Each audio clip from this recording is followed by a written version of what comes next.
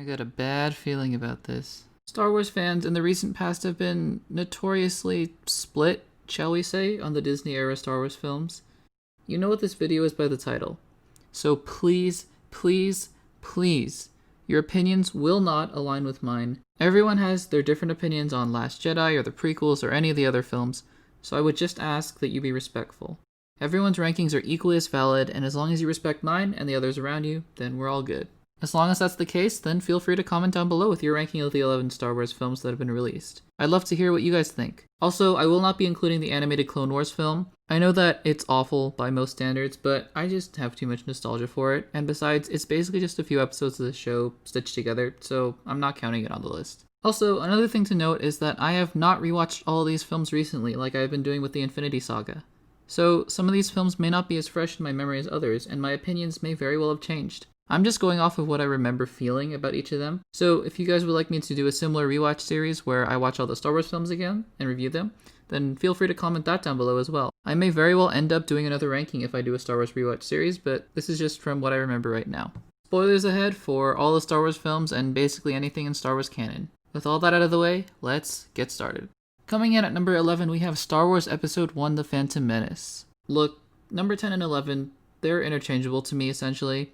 But recently, I wanted to see what it would be like to watch the prequels again, so I hopped onto Disney Plus and started watching The Phantom Menace. The opening was fine, with some strange accents coming from these aliens that were very off-putting, but aside from that, the CGI and the action was decent, especially for 1999. The second that Jar Jar Binks came onto the scene, I just had to shut off the movie. I could not bear to willingly watch any more scenes with him the longer it went. So granted, I did not go and finish that film, or rewatch the next one. And for all I know, if I rewatched episode 2, I would have hated it even more, so just keep that in mind. So, yeah, there's Jar Jar Binks, who is literally one of the worst movie characters ever invented. I honestly feel terrible for Ahmed Best, the actor who plays the character, because the man just seems like an awesome guy, but aside from that, speaking strictly about the character, man, I just couldn't take it. The plot is fine, I think. The dialogue is a little ham-fisted, and we'll see that problem permeate through the rest of the prequels. But Qui-Gon is a cool character, and it's always cool to see a younger Obi-Wan, played by Ewan McGregor. Jake Lloyd as Anakin Skywalker is about as good as you'd expect a small child to be when prompted to act in a huge production like this. And I suppose the action scenes at the end are enjoyable, although they're a little flashy for the sake of being flashy, which loses its touch for me.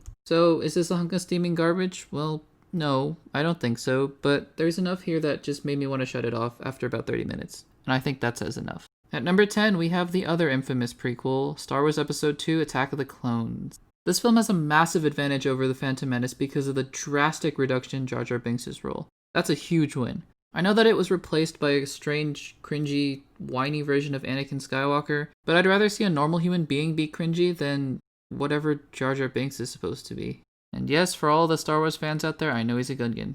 It was just a joke. But anyways, let's get on to the romance because it's terrible. Anakin and Padme's romance is so cringy and hard to believe, and that's 80% on the dialogue. I don't even know how these lines got approved, and the only explanation is that no one wanted to say no to George Lucas. The ending CGI mess of lightsabers is also fine, I guess. I think by the time we get to Yoda and Dooku dueling, I'm just too tired to care about Yoda flipping around like Sonic the Hedgehog, and the fact that he has a lightsaber when he really shouldn't need one because he's just that powerful. It just doesn't matter to me anymore. It really is just whatever. And I think that's how I really feel about Attack of the Clones. Taking a massive step up, in my opinion, coming in at number 9, we have Solo: A Star Wars Story. Now, this is lower on the list, but I don't think this is a bad movie. Not at all. Considering how troubled the production was, I think Ron Howard did an absolutely incredible job. It should also be noted that I've only seen this movie once in theaters when it first came out, and to be honest, I really don't have any desire to rewatch it again. Again, not because it's bad, but because I think it's pretty boring. Alden Ehrenreich does a fine job at being Han Solo, but I mostly believe that he was Han not because of anything that he did in his performance, but basically because in the years preceding the film, it had just been ingrained in my brain to think of him as Han. And it was just kind of odd to see him with Kira for most of the film when you know he's going to meet Leia pretty soon. The story is really lackluster, and when you think about it, the entire film is an excuse to fill in the missing backstory of what could have been written in a Wikipedia article. How did he get his dice? How did he meet Chewie? The Kessel Run. Excitement. But again, the film to me is just a representation of average. I don't hate it, nor do I like it. It's almost like the Incredible Hulk of the Star Wars universe to me, down to the cameo by a much cooler character at the very end, this time being Darth Maul. I wanted to see a Darth Maul-led Crimson Dawn against Han Solo or something. I mean, how cool would that have been? But instead, we're left with Solo, which in turn left me with very little to remember. This is where the fun begins, because coming in at number 8, oh boy, here we go, is Star Wars Episode 9, The Rise of Skywalker. Most of you are probably telling me that this should be at the bottom of the list, judging by what I've seen online. Here's the thing, and please, let me reiterate, this is my opinion, and it does not invalidate yours in any sort of way at all, and I'm not here to attack anyone else's opinion. Because I enjoy this movie. Now, let me backtrack a little bit. Do I think this is a good Star Wars movie? Nope. And in fact, I think it's one of the worst. But technically speaking, and on its own, as a standalone 2-hour film, I think it's enjoyable, and it has some fine moments. Once you factor in all the stuff from the previous 2 films, well, then the movie completely falls apart. I'll most likely be making a video essay on this in the future, so I'll save some of my bigger thoughts for that video. But I enjoy this movie. It's technically well made, and while it's clear J.J. Abrams took a lot of shortcuts in an effort to appease the angry Last Jedi fans, and while it's clear that that did not work, I've watched the film a couple times now and have enjoyed it about as much each time. So, there it is. Sound off in the comments below. Coming in at number 7, we have Star Wars Episode 3, Revenge of the Sith. I legitimately enjoy watching this movie. For a prequel, I have relatively few complaints. I think Jar Jar Binks should not be in this movie at all, but he only has one scene, and I guess that's fine. Even though that one scene basically overthrew the Republic and allowed the Empire to be born. Sith Lord Jar Jar, right? Another thing is the dialogue and the Anakin-Padme romance. They're both still pretty bad, but it's fortunately a lot less prominent. And Anakin Skywalker is still not great in this movie, because Hayden Christensen's delivery is just kind of wooden. But aside from that, there is a compelling narrative here. Although I love General Grievous and I think Count Dooku is fun in the Clone Wars, I hate how Lucas just introduces random villains into the prequels. He didn't need to do that in the original trilogy, so why is he randomly just putting in General Grievous, who admittedly looks awesome, in the 3rd and final prequel film? And also Anakin's turn to the dark side, that was pretty poorly handled. It may seem like I'm complaining a lot though, but that's pretty much it. I enjoy this movie, and the Anakin Obi-Wan fight is great, if not a little flashy and a little too long. This is a darker Star Wars film, and I'm glad that at least this one somewhat landed. At least Lucas went for some bold ideas here. Speaking of bold ideas, not really, at number 6 we have Star Wars Episode 7, The Force Awakens. New Hope remake? Anyone? Enjoyable New Hope remake, sure, but New Hope remake, all the same. It's incredible to me just how similar the two are. And while this movie is not bad at all, and in fact rather enjoyable, J.J. Abrams takes zero risks besides killing Han Solo. And I mean, guys, Harrison Ford wanted his character dead 40 years ago, so is it really a risk? That being said, he introduces us to some great new characters like Finn, Rey, Poe, and Kylo Ren, and I think Adam Driver had the potential to be one of the greatest characters in the sequel trilogy, and I think he really was. But there's really not a lot for me to say. This is A New Hope, and it's a good movie, but it's nothing new, so it's just the same. Here's where things get dicey. Coming in at number 5, we have Star Wars Episode 8, The Last Jedi. Half of you are going to tell me that this deserves to be at the bottom, while the other half are going to be happy with it being here, or might even want me to put it even higher. And like I've said over and over, I'm only speaking from my personal experiences here. I have to make that abundantly clear. So, in my opinion, I love 80% of The Last Jedi. It was bold, it took a new direction for the franchise, and it furthered the story in a new way. It wasn't Empire 2.0, and I like that a lot. Rey and Kylo Ren were both awesome in the movie, and the throne room scene was magnificent. And of course we can't forget the scene with Holdo either, because that's just a beautiful shot. On the other hand, I think everything, and I mean everything about the Canto Bight arc, maybe except for John Boyega and Kelly Marie Tran's performances, was atrocious. Maybe not Jar Jar Binks atrocious, but just no. Nope. But that's it. If you cut about 20 minutes of the film, and maybe a couple of one-liners from Poe that felt a little jarring, I love The Last Jedi. I applaud Rian Johnson for making the decisions that he did. If you disagree, that's totally fine. I just happen to think that this is the best film in the sequel trilogy. Which then moves us to number 4, which might surprise you, as you might not have seen it in the previous slots, because it's Rogue One, A Star Wars Story at number 4. I love this movie. What can I say?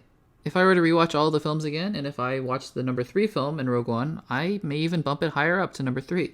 I just think that this movie is so entertaining, and it takes genuine risks. The action is riveting, the final third act just feels like a real war, which we really haven't seen much in a live-action Star Wars film, and the plot about the Death Star plans is great, and all of the new characters they introduce, and spoiler alert, they kill off later, are also great. I was so impressed that they were able to get me invested in these new characters so quickly. I think Gareth Edwards did a great job with this movie. I know there was some behind-the-scenes drama, but still. And of course, Darth Vader.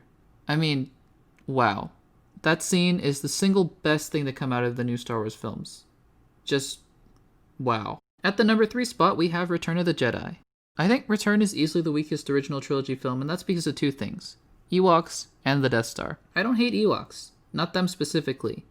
I just don't like how George Lucas almost went a little too far into the kiddie zone, and I think that's really where he got the ideas for characters like Jar Jar Binks. They just dragged down the plot of the movie to me. And the other Death Star. I mean, we hammer The Force Awakens for being a rehash, but I have to give some knocks against Lucas here too. Another Death Star?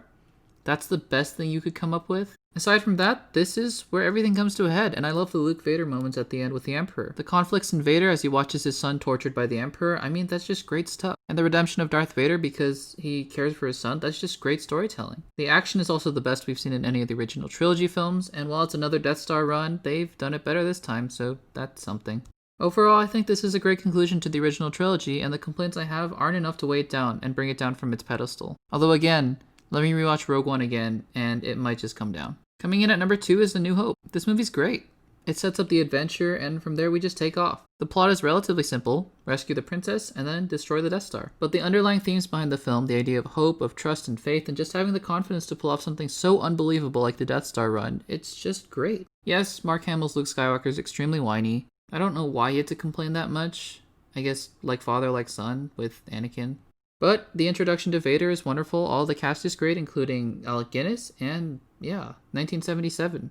Can you believe that this movie came out 43 years ago? So of course, coming in at number 1, the classic, it's The Empire Strikes Back. I mean, look, if you want an example of how to take the ideas from a first film and extend it even further, to deeper, darker depths, then just look no further.